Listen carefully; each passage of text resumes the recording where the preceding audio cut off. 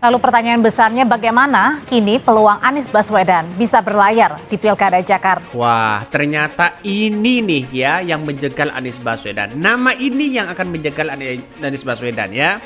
Kabarnya ya di balik penjagalan ini begitu kan ya, di Pilgub Jakarta ada inisial D dan A. Siapa mereka begitu kan? Siapa mereka D dan A ini? Inisialnya ya di balik penjagalan Anies Baswedan. Siapa mereka ya? Tapi ya kalau kita melihat dengan D dan A, apakah ada orang-orang di balik ini semua atau di luar partai begitu kan? Kalau PKS saya kira siapa begitu D dan A? Yang kami pahami, apa yang disampaikan oleh Mas Anies juga sudah menjadi konsumsi publik ya. Beberapa hari ini beredar voice note dari Mas Anies kepada Ketua DPW PKS DKI Jakarta bahwa tenggang waktu itu Mas Anies juga cukup kaget ya, artinya tidak memperoleh keterangan yang jelas. Makanya beberapa waktu yang lalu kepada teman-teman jubir PKS saya juga sempat bertanya, itu disampaikan dalam forum mana kan gitu ya, seperti apa bentuknya, apakah lisan ataupun tertulis. Tapi terlepas dari itu ya, memang urusan konfigurasi pasangan cagup dan cawagup memang selayaknya dan biasanya itu dibicarakan secara bersama.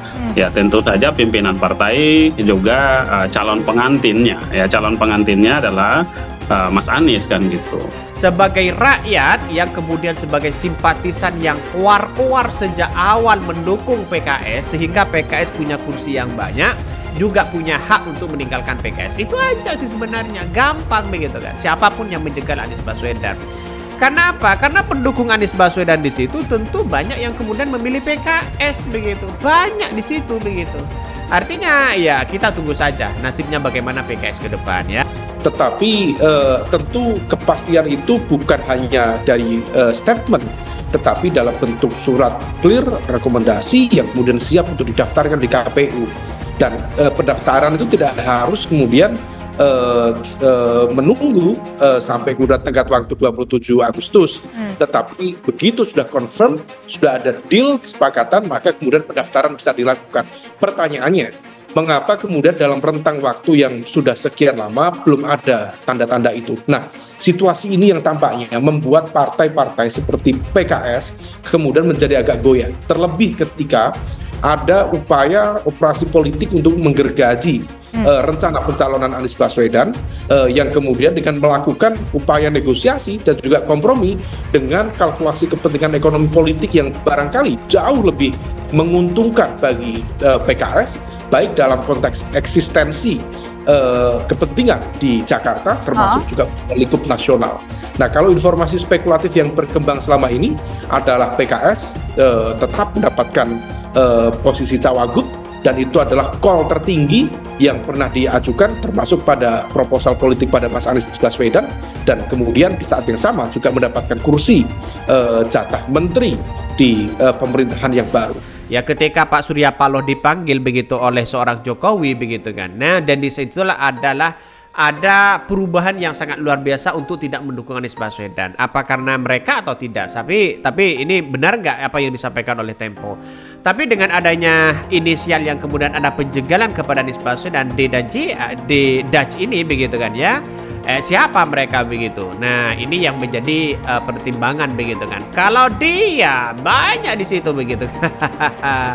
Ya kalau A banyak, ada Airlangga, ada ada yang lain begitu kan. Ada Ahmad Saihu, ada Ahmad ini, Ahmad itu begitu kan ya. Kalau namanya A begitu kan. Tapi apakah mereka menyandra Anies Baswedan? Ya wallahu alam begitu kan. Kalau namanya A begitu kan ya.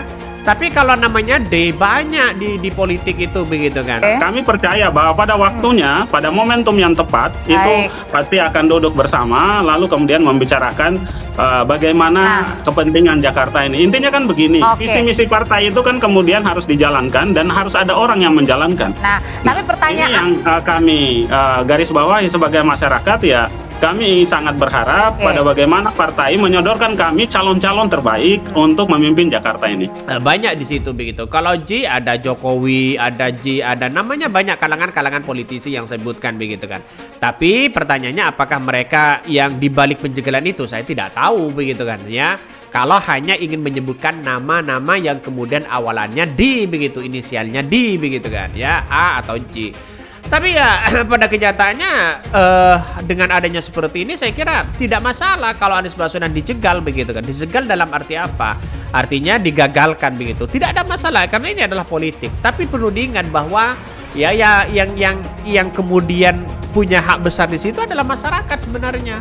Makanya masyarakat itu harus bergerak ya. Jangan percaya lagi pada sebuah partai. Jangan terlalu fanatik sebuah partai.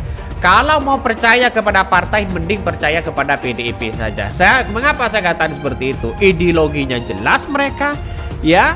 Dan bahkan ya saya salutnya kepada PDIP ketika Pak Jokowi minta 3 periode, mereka melawan pada nepotisme KKN. Saya kira ini bagus begitu kan ya. Coba bayangkan kalau yang lain ditawari seperti itu, menawarkan seperti itu. Wah. Saya tidak yakin begitu kan ya. Makanya saya respect sekali kepada PDIP hari ini karena PDIP kuat sekali ternyata begitu kan, ideologi mereka sangat kuat ya. Partai tidak menjadi taruhan secara reputasi begitu. Bagus ya. Makanya saya kira ini yang baik mungkin teman-teman kalau PDIP mengusung Anies Baswedan, insya Allah di tahun 2029 saya akan memilih PDIP dan akan memperjuangkan